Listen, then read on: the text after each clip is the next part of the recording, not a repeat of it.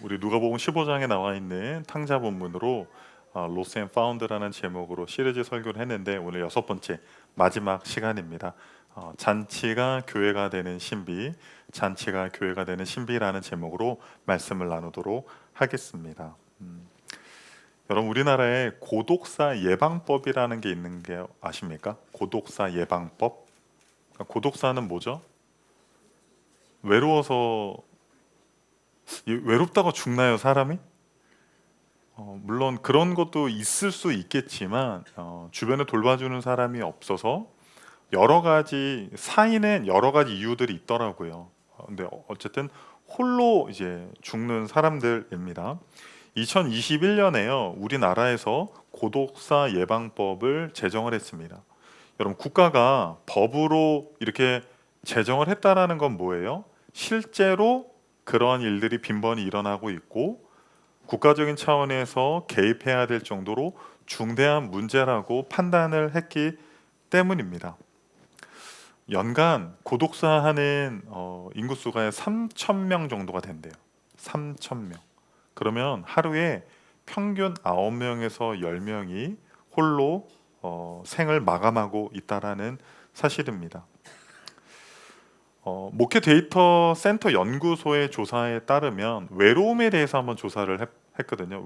외로움에 대해서.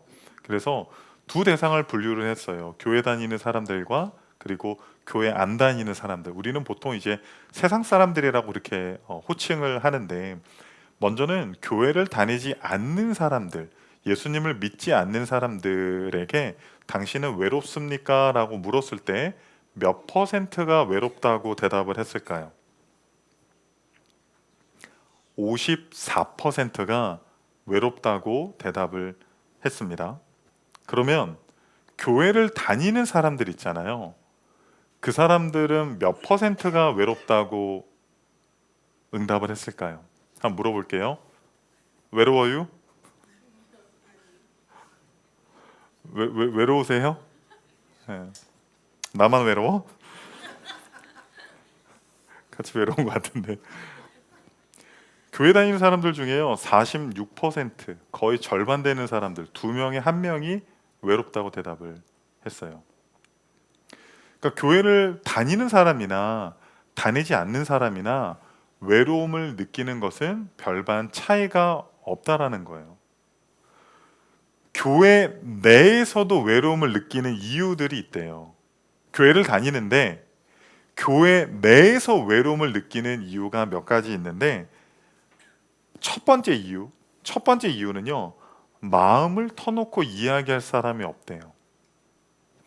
교회 내에서 내가 외로움을 느낄 때 첫 번째 이유는요, 내가 내 마음을 터놓고 이야기할 사람이 없을 때 외로움을 느낀다고 합니다. 두 번째는요, 교회 활동에 참여하지 못할 때, 남들은 다 무슨 교회 활동 참여하고 뭐 수련회도 가고 뭐도 하는데 나는 참여 못할 때 좀 소외감, 외로움 느낀다고 합니다. 세 번째는요, 제가 사실 이거를 굉장히 공감을 했어요. 뭐냐면요, 교회에서 같이 점심에 우리 밥 먹잖아요. 같이 밥 먹을 사람이 없을 때 외로움을 느낀다라는 거예요. 저는 이제 모태신앙이고 뭐 항상 밥 먹을 사람들이 있었고요. 그리고 나중에는 이제 뭐 전도사가 되고 목사가 됐기 때문에 밥 먹을 사람이 없지는 않았을 거잖아요. 그런데 미국에 유학을 갔을 때 1년 동안은 제가 혼자 살았어요. 제 와이프는 이제 한국에 있고 혼자 갔었는데, 교회를 이제 탐방을 하는데 이제 한국 교회 안 가고 미국 교회들을 탐방을 하는데, 당시에 차가 없어서 집에서 걸어갈 수 있는 교회를 갔는데 약간 지금 우리 교회 정도 사이즈 되는 교회였어요. 한 100명 정도 되는 교회였는데 백인 교회인 거예요. 동양인 나 혼자야. 그러니까 뭔가 좀 나를 낯설게 보는 그런 시선도 있고요. 그리고 거기 있는 청년들은요, 대부분 어린 시절부터 자라서요, 뭐 20년, 30년 됐어요. 관계가, 설정이. 한 달에 한 번 밥을 먹는데요, 밥을 먹으러 갈 때 그 어떤 누구도 나에게 먼저 밥 같이 먹자는 얘기를 안 하니까 제가 어떻게 해요? 밥 많이 먹는데 밥 안 먹고 그냥 가는 거예요. 배고픈데, 사실 나도 밥 먹고 싶은데. 그 소외가 된다라는 거죠. 저는 오늘 누가복음 15장 이 탕자 본문을 통해서 시리즈 설교를 계속했는데 제가 마지막으로 여러분들에게 전할 메시지는 무엇이냐면요, 누가복음 15장에 나와 있는 아버지의 모습이 우리 교회 공동체가 가져야 할 모습이라는 메시지를 저는 전달을 하고 싶어요. 여러분, 우리가 복음으로 말미암아 거듭나지 않았습니까? 할렐루야. 여러분 믿으십니까? 복음으로 말미암아 거듭난 공동체는요, 세상과 같아야 돼요, 달라야 돼요? 근데 뭐가 달라야 돼요? 그 무엇을 오늘 이 본문을 통해서 제가 세 가지로 여러분들에게 설명드리고 싶습니다. 첫 번째는요, 하나됨의 유일한 근거입니다. 하나됨의 유일한 근거. 누가복음 15장 32절을 읽어보겠습니다. 이 내 동생은 죽었다가 살아났으며 내가 잃었다가 얻었기로 우리가 즐거워하고 기뻐하는 것이 마땅하다 하니라. 네, 동생이 돌아왔어요. 동생이 돌아왔을 때 아버지가, 야, 네가 좀 동생 이해해라. 애가 철이 없어서 그래. 그럴 수도 있어. 야, 너도 어린 시절에 그런 적 있어. 그러니까 우리가 좀 동생을 이해하고 좀 받아주자. 그게 아니에요. 마땅하다. 헬로 LA. 그것은 반드시 그렇게 해야만 한다라는 거예요. 반드시. 그런데 형이 이해해요, 못해요? 형이 기뻐해요, 안 기뻐해요? 오히려 기뻐하지 않고 어떻게 해요? 분노를 표출을 합니다. 화를 내요. 형이 화낸 이유가 뭐예요? 나는 동생과 다르다는 거예요. 동생은 불성실하고 죄를 지었고 아버지의 유산을 창기들과 함께 먼 나라 이방 나라에서 다 탕진한 그 아들과 내가 같다 다르다? 다르다라는 거예요. 그렇기 때문에 동생이 돌아왔을 때 아버지는 기뻐했지만 이 형은 자신과 다른 사람과 함께 기뻐할 수가 없는 겁니다. 열왕기상 6장 7절을 한번 읽어보겠습니다. 이 성전은 건축할 때 돌을 그 뜨는 곳에서 다듬고 가져다가 건축하였으므로 건축하는 동안에 성전 속에서는 방망이나 도끼나 모든 철 연장 소리가 들리지 아니하였으며. 우리 7절 좀 띄워주세요. 성전을 솔로몬이 건축을 하는데 그 건축하는 현장에서 망치질하는 소리나 돌을 다듬는 소리나 철 연장 소리가 나야 돼요, 안 나야 돼요? 나야죠. 그런데 그 소리가 났대요, 안 났대요? 왜요? 그 모든 돌들이요, 채석장에서 망치질과 연장으로 완벽하게 다듬어져서 나왔기 때문이에요. 그러니까 소리가 안 나는 거예요. 소리가 안 나는 거. 왜 우리 집에서 그렇게 소리가 나요? 왜 내가 속한 공동체에서 왜 이렇게 소리가 나요? 다듬어지지가 않은 거예요. 다듬어지지가 않은 거. 여러분, 우리 교회는요, 채석장을 거친 자들의 모임이에요. 예수 그리스도라는 채석장을 거친 자들의 모임이라는 것입니다. 예수 그리스도의 채석장에서는 우리가 무엇을 봅니까? 여러분, 십자가 앞에서 우리가 할 수 있는 말이 뭐가 있어요? 아무것도 없어요. 베드로가 예수님 만났을 때 뭐라고 이야기합니까? 주여, 죄인입니다. 저를 떠나소서. 내가 죄인이라는 것밖에 확인이 안 돼요. 내가 내 능력으로 구원받은 것이 아니라 나는 아무것도 아니고 예수 그리스도께서 모든 것을 다 하셨다라는 것밖에 보이지 않는다라는 거예요. 팀 켈러 목사님은 이런 말을 했습니다. 이 이야기는 종교적인 사람과 비종교적인 사람 둘 다 영적으로 길 잃었음을 보여준다. 둘 다 죽은 길이다. 인류가 하나님과 연결되는 방법에 대해 가진 모든 생각이 틀렸다. 예, 뭐라고 이야기합니까? 종교적인 사람이나 교회를 다니면서도 의무를 다하지 않는 둘째 아들이나 모든 의무를 다하는 첫째 아들이나 전부 다 뭐라고요? 영적으로 파산한 경험이 있는 거예요.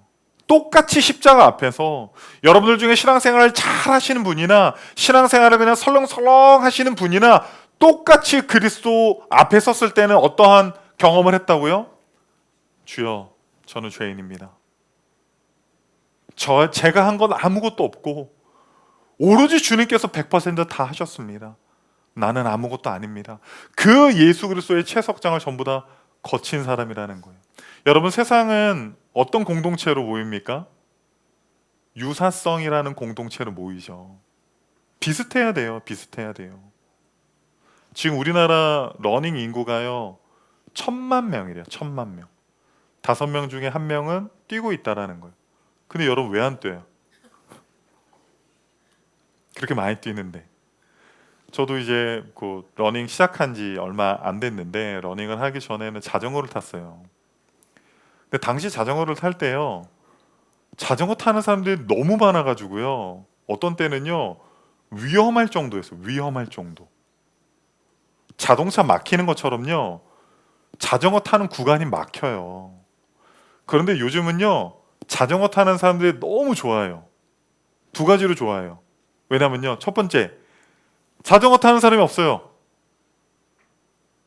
그리고 두 번째, 자전거 타는 사람들이 없으니까 자전거 가격이 폭락하는 거예요. 러닝 용품은 폭등하고.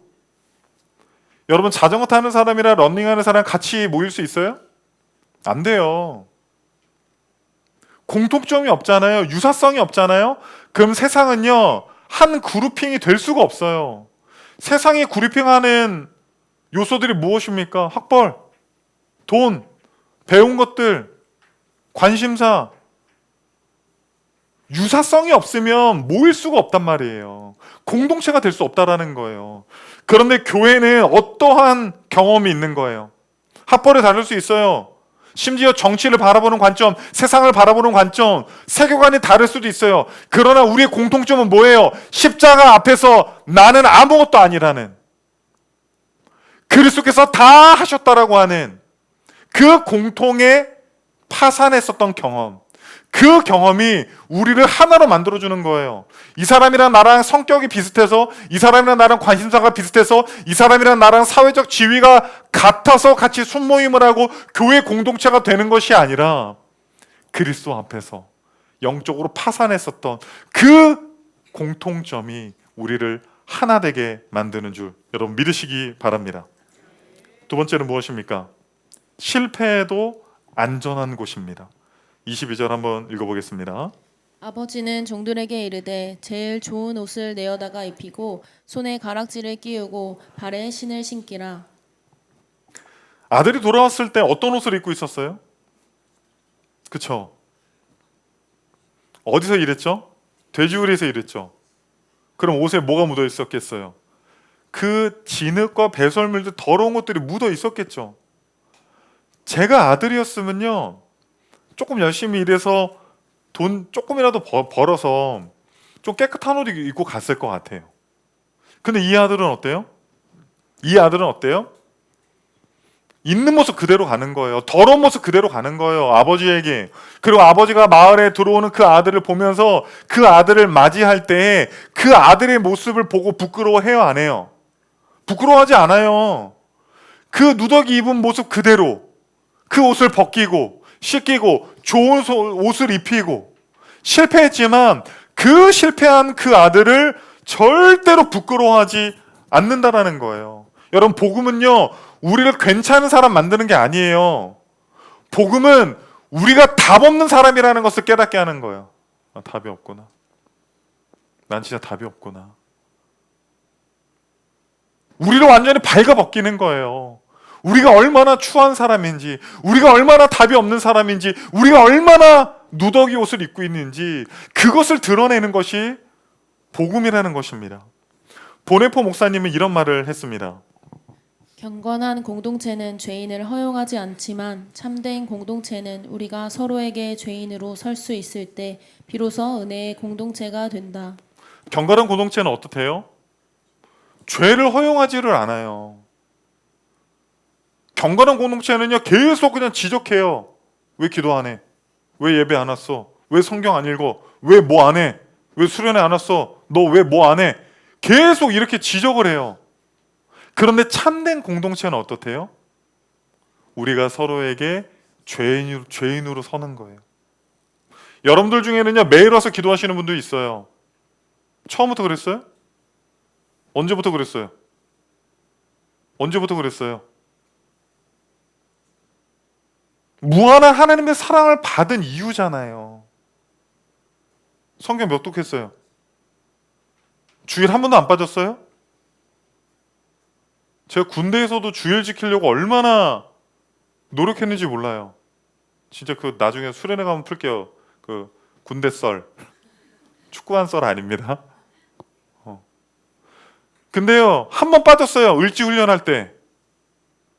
그때는 대대장도 못 가고요, 연대장도 못 가고요, 사령관도 교회를 못 가요. 하지만 나는 가겠다. 참된 공동체는요, 우리 모두가 죄인으로 서는 거예요. 지금 여러분들 중에서 기도 많이 하시는 분들도 계시고요, 정말 거룩하게 성결하게 사시는 분들이 계십니다. 그러나 그렇지 않은 사람들을 볼 때, 야, 내가 너보다 영적으로 더 높아, 내가 너보다 더 기도 많이 해, 그거는 참된 공동체가 아니라는 거예요. 똑같은 죄인의 모습으로 서는 거예요. 똑같은 죄인의 모습으로. 여러분, 우리의 교회는요, 실패해도 괜찮은 곳이 돼야 돼요. 우리의 순모임은요, 자랑하는 곳이 되면 안 돼요. 우리의 소그룹은요, 자랑하는 곳이 되면 안 되고요, 내가 실패한 거, 내가 상처받은 거, 내가 넘어진 거, 그것들을 나누는 자리, 내가 죄인임을 서로 고백하는 자리가 되어야 할 줄로 믿습니다. 여러분, 교회는요, 건강검진센터가 아니에요. 건강검진센터. 여러분, 건강검진센터 가면 어떻게 해요? 뭐 혈압 수치, 무슨 당 수치, 이런 수치들을 쫙 하잖아요. 건강검진센터는요, 서로 비교해요. 저희 김 목사님이랑 건강검진센터도 항상 같이 가거든요. 미용실도 항상 같이 가고, 화장실은 같이 안 가요. 그 정도 사이는 아님. 네. 그럼 서로 수치, 어떻게 나왔어? 서로 비교한단 말이에요. 그래서 내가 이건 더 너보다 낫네, 이건 내가 너보다 뭐, 비교한단 말이에요. 교회는요, 건강검진 센터가 되면 안 돼요. 내가 너보다 기도는 더 많이 하고, 근데 내가 너보다 성경은 더 많이 알고, 내가 너보다 교회는 더 오래 다녔고, 그런 데가 되면 안 되고요. 교회는 응급센터가 돼야 돼요. 응급실이 돼야 돼요. 응급실. 응급실에 가면 어떻게 해요? 비교해요? 옆에 있는 환자랑 비교해요? 야, 내가 얘보다 낫다. 옆 사람 한번 봐봐요. 야, 내가 얘보다 낫다. 그래요? 응급실은 그게 아니에요. 응급실에 가면 어떻게 해야 돼요? 살려주세요. 다 소리 지르는 거예요. 어린아이처럼요. 의사 선생님 왜 안 와? 막 이러면서 막 응급실에서 얼마나 많이 싸우는 줄 알아요. 응급실에 있는 의사 선생님 너무 불쌍해. 막 뛰어다니는 거예요. 내가 먼저 왔는데 막 살려달라는 거예요. 여러분, 교회는요, 건강검진센터가 되면 안 됩니다. 복음은요, 우리가 서로 비교하게 만들지 않아요. 복음은요, 정죄의 망치를 내려놔요. 그리고 우리 모두 다 실패한 사람, 영적으로 파산한 사람. 그런데 예수 그리스도로 말미암아 너도 살았고 나도 살았고, 그것을 확인하는 그러한 복음의 공동체가 되기를 원합니다. 마지막 세 번째입니다. 같이 읽겠습니다. 담장 밖을 향한 잔치. 담장 밖을 향한 잔치. 28절 읽어보겠습니다. 그가 노하여 들어가고자 하지 아니하거늘 아버지가 나와서 권한대. 이제 맏아들이 집으로 돌아왔어요. 밭에서 일을 하고 돌아왔는데 종에게 자초지종을 들으니까 동생이 돌아오고 아버지가 얼마나 환대를 했는지를 듣고 이제 화를 내죠. 막 분노했어요. 그때 아버지가 어떻게 해요? 나가잖아요. 그렇죠? 나가서 큰아들에게 권하잖아요. 잔치 안으로 들어가자. 권하다. 애원하다라는 거예요. 애원하다. 충고한 것도 아니에요. 조언한 것도 아니에요. 밥 차려놓고요, 아들한테 야, 네 먹으려면 먹고 다 먹으면 꼭 설거지 해놓고 치워놔라. 그게 아니에요. 애원하는 거예요. 이 아버지가 뭐 잘못한 게 뭐가 있어요? 이 아버지가 왜 그 맏아들에게 애원을 해야 합니까? 그런데 여기서 멈추지 않습니다. 아버지의 이 모습은요, 여기서 멈추지 않아요. 누가복음 15장을 관통하는 아버지의 마음은요, 누가복음 15장 20절에 있습니다. 이에 일어나서 아버지께로 돌아가니라. 아직도 거리가 먼데 아버지가 그를 보고 측은히 여겨 달려가 목을 안고 입을 맞추니. 아버지가 아들을 어떻게 여겼어요? 측은히 여겼다라는 거예요. 단순히 불쌍하게 생각했다라는 게 아니에요. 헬라어로 스플랑크니조마이. 어근이 어디서 또 왔다고요? 내장. 그러니까 지금 그 아들을 볼 때 창자가 내장이 뒤틀리고 찢어지는 그러한 고통을 동반한 연민이라는 거예요. 이 아버지의 마음. 이것이 누가복음 15장을 아니 사복음서를 관통하는 예수 그리스도의 마음이라는 거예요. 예수 그리스도의 마음. 이 마음을 우리에게 갖기를 원하시는 겁니다. 할렐루야. 마가복음 6장 34절에 예수님이 이렇게 말씀하십니다. 예수께서 나오사 큰 무리를 보시고 그 목자 없는 양 같음으로 인하여 불쌍히 여기사, 똑같아요. 측은히 여기다라는 단어랑 똑같아요. 스플라카니 조마이랑 똑같아요. 무리들을 보시고 어떻다고요? 불쌍히 여기셨다라는 거예요. 마가복음 9장 22절을 읽어보겠습니다. 귀신이 그를 죽이려고 불과 물에 자주 던졌나이다. 그러나 무엇을 하실 수 있거든 우리를 불쌍히 여기사 도와주옵소서. 귀신 들린 이 아이를 가진 아버지, 그 아버지와 아이를 보면서 불쌍히 여겼다라는 거예요. 누가복음 7장 13절에 죽은 과부의 아들을 살리실 때도 이렇게 말씀하셨어요. 주께서 과부를 보시고 어떻게? 불쌍히 여기사. 불쌍히 여기사. 이것이 우리 교회 공동체가 가져야 될 마음이에요. 우리가 가져야 될 마음. 아버지는요, 굉장히 공격적이십니다.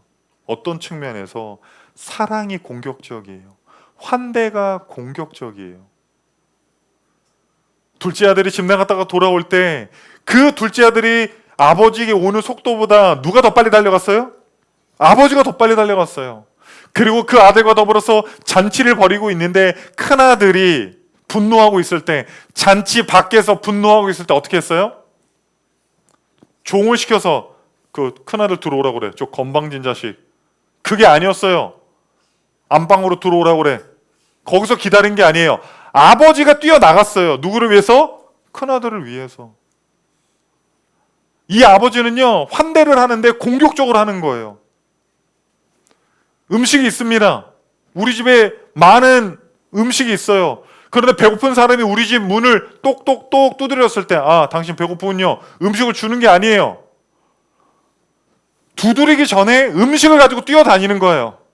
잔치 바깥으로 뛰어다니는 거예요. 누가 굶고 있는지, 누가 어려운지, 누가 울고 있는지, 누가 소외되어 있는지, 그것들을 찾아다니는 공격적인 환대를 하고 있는 거예요. 여러분, 이 아버지가 벌이는 잔치는요, 그 가족들만의 잔치가 아니었어요. 누가복음 15장에 세 가지 비유가 나온다고 했죠. 잃은 양을 데리고 왔을 때, 잃은 동전, 그 동전을 찾았을 때 똑같이 어떻게 하냐면요, 누가복음 15장 6절을 한번 읽어보겠습니다.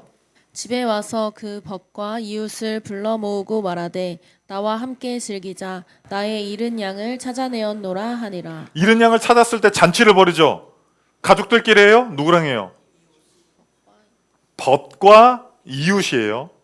자, 누가복음 15장 9절입니다. 또 찾아낸즉 벗과 이웃을 불러 모으고 말하되 나와 함께 즐기자. 잃은 드라크마를 찾아내었노라 하리라. 어떻게 해요? 동전을 찾은 이 여인이 어떻게 해요? 친한 친구만 불러요? 가족들끼리 해요? 친한 친구만 불러요? 누구도 불러요? 이웃들을 다 불러요. 돈이 더 들겠어. 돈이 더 들겠어요, 여러분. 여러분, 왜 이렇게 합니까? 아버지도요, 똑같았어요. 잃어버린 아들이 돌아왔을 때 우리들끼리 잔치를 한 것이 아니라 벗과 온 동네 사람들을 다 모아서 죽었던 아들이 살아났습니다. 살찐 송아지를 잡고 잔치를 벌이는 거예요. 잔치. 존 스토트는 이렇게 말을 했습니다. 진정한 기쁨은 공유될 때 완성된다. 잃은 것을 찾은 천사의 기쁨처럼 교회의 잔치는 반드시 이웃을 향해 열린다. 진정한 기쁨은 어떻게 한다고요? 나 혼자 기뻐하는 게 아니에요. 그 기쁨은 반드시 나눠야 돼요. 벗과 이웃들과 나눠야 돼요. 여러분, 우리 교회는 날마다 잔치가 열리는 공동체가 되길 원합니다. 이 예배가, 우리의 모임이, 우리 모든 만남이 잔치 같은 교회가 되기를 원합니다.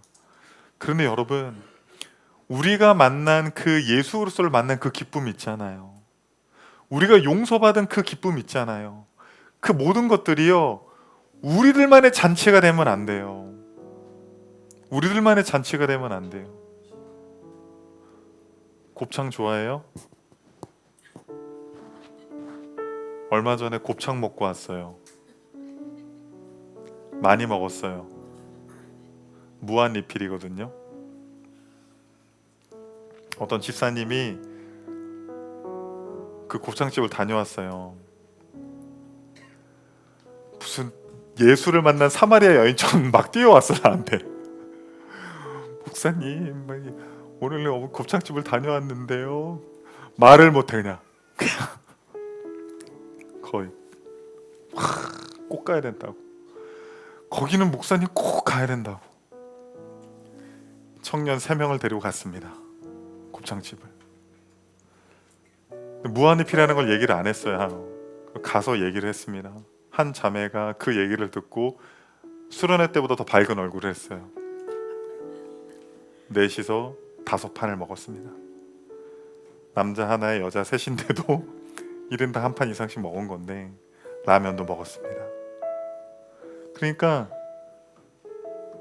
하다못해 여러분 우리가 그냥 맛있는 음식을 먹어도 주변 사람들에게 알려주고 싶잖아요. 근데 예수 믿은 그 기쁨, 우리가 용서받았던 그 기쁨, 우리가 하나님 나라의 백성이 되었던 그 기쁨, 왜 그 기쁨을 여러분 안에만 가둬두고 있는 거예요?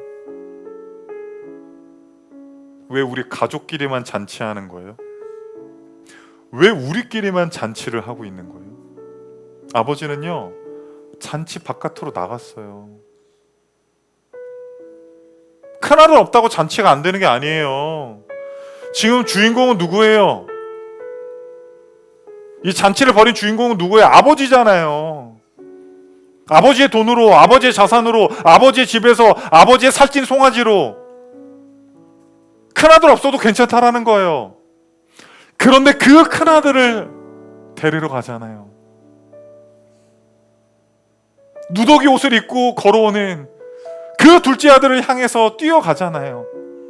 우리 예수 그리스도는 하나님 보좌 우편에 앉아서 그 하늘의 천국 잔치를 벌이고 있었는데 이 땅에서 죄로 말미암아 죽어가는 우리를 살리기 위해서 그 하늘 잔치를 벌이시고 죄의 종의 모습을 입고 이 땅에 오셔서 우리를 위해서 사시고 가르치시고 십자가에 못 박혀 죽으심으로 말미암아 그 잔치를 거절하시고 그 하늘 잔치를 우리에게 선물해 주신 분 아닙니까?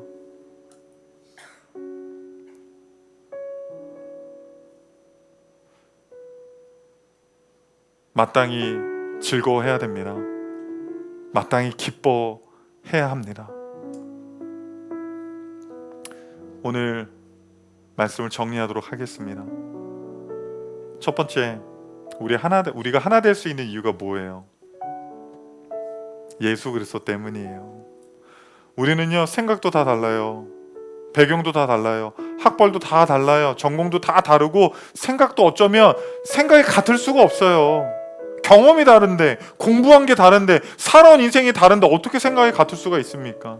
그러나 죄인인 나를 살리신 그 예수 그리스도, 그 예수 그리스도로 하나 되는 우리 드림교회가 되길 원합니다. 그리고 실패해도 안전한 곳이 돼야 돼요. 둘째 아들이 돌아왔을 때 아버지가 혼냈어요? 정죄했습니까? 내가 기도 안 하더니 너 그렇게 될 줄 알았어. 너 기도 안 하더니 그 망할 줄 알았어. 그렇게 안 하셨다라는 거예요. 실패한 사람도 안전하게 돌아올 수 있어야 돼.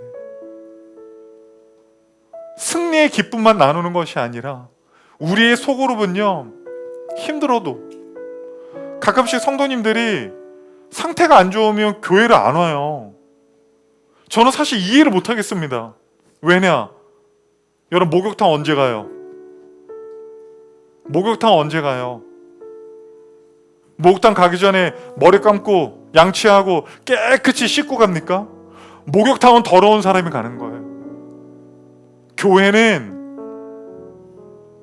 죄인들이 오는 거예요. 한 주간 내가 얼마나 잘 살았는지, 내가 얼마나 승승장구하는지를 자랑하는 것이 아니라 주님이 나를 사랑해 주셨음에도 불구하고 내가 얼마나 실패했는지, 내가 얼마나 주님을 떠났었는지, 내가 얼마나 죄인인지를 안전하게 나누는 자리가 돼야 돼요.